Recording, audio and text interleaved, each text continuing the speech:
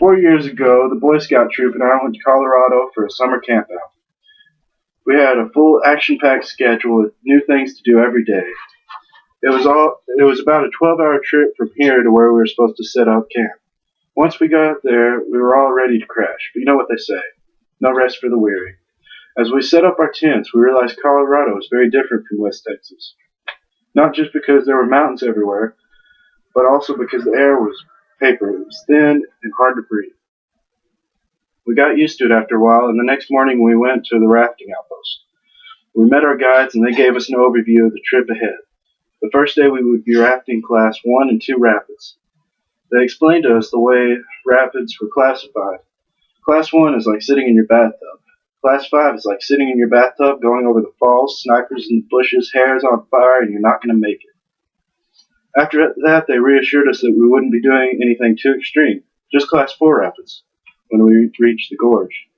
Yeah, that's only one away from 5. I was a little nervous.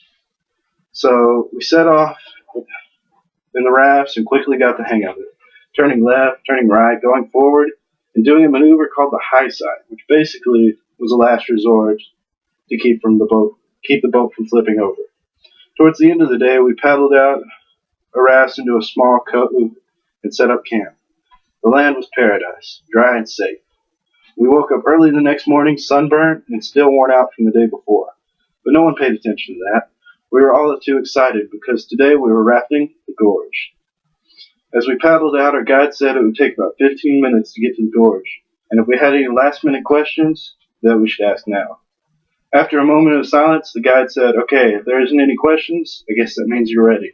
And we were. As we turned the corner, we saw the river raging in the first leg of the gorge.